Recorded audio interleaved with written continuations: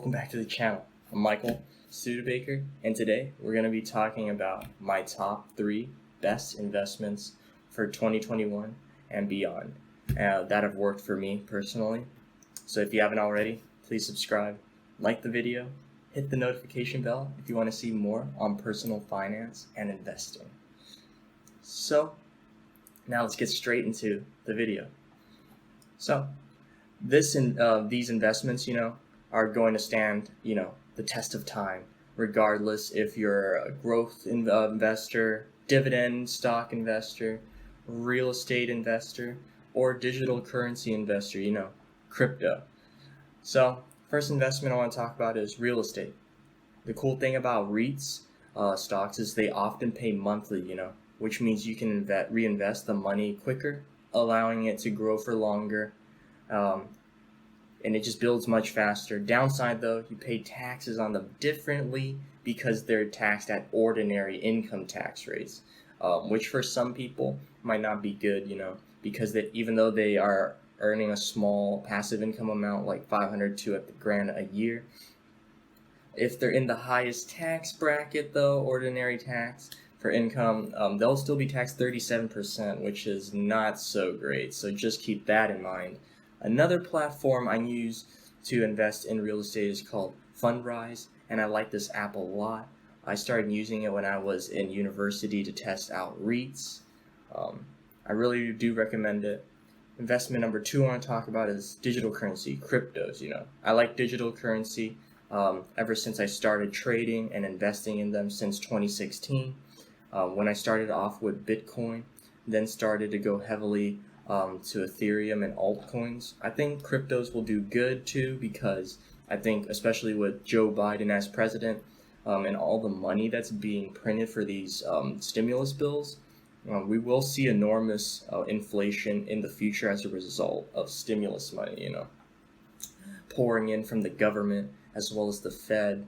And if they continue adding to their balance sheet, I think cryptos be in good shape, So over the last 10 years, it's been the highest single returning asset class as well. It's also been the riskiest though. But with COVID and stimulus bills being commonplace, I've changed my investing strategy, so that cryptos encompass like 40 to 50% of my portfolio now. But I think over the next 5 years, we're going to be looking back at 2020, 2021 and think like, wow, I wish I invested more. I do use the Ledger Nano to keep my coins safe. And I use BlockFi to generate interest for my account. Link will be above if you guys want to use it or not. Next one is dividend stocks. I look for dividend stocks that generate between 3 to 4% or more annual yield.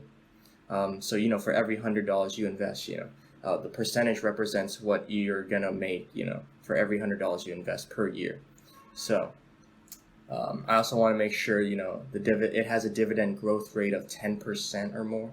I'll settle for a lower yield. If it's less, I want it to grow faster, and here's a really cool way to find all of that information.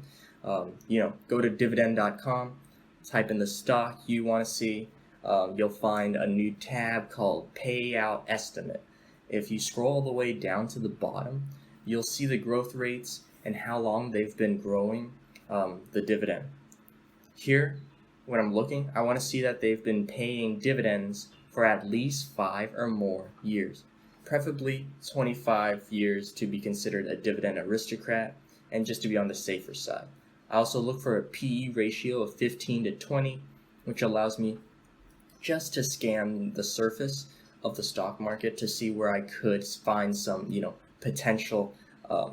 So you can find PE ratios anywhere on the internet or inside your best brokerage app, whether it be Robinhood, Webull, M1 Finance, Fidelity, Vanguard.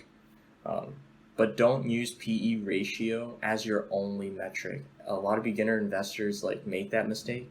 Instead, use this little known way I used to do it, or I still do it, but the PB ratio. Price to book ratio. It measures the stock's current value and divide that by the company's asset value minus its liabilities. So a PB ratio of 1 or below is generally considered a good investment in the sense that it's undervalued in relation to where it should be. One is pretty hard to find, so people settle for like 2 and 3s, much like they do with PE ratios of 20 or less.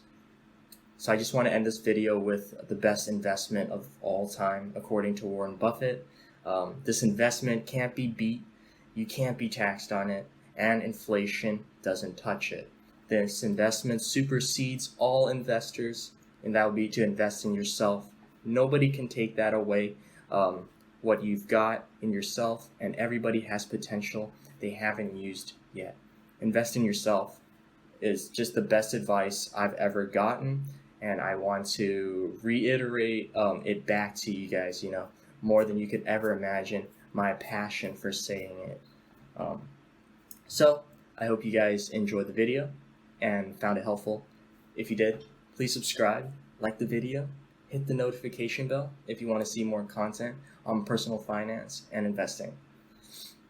So I hope you guys, this gives you guys some ideas of where to invest and just what has worked for me. Remember, do your own research, make your final decision based on that these are just things that I research on, which have worked for me, Remember, consistency is key, hard work pays off. Thanks guys, I'm Michael, and I'll see you guys in the next video.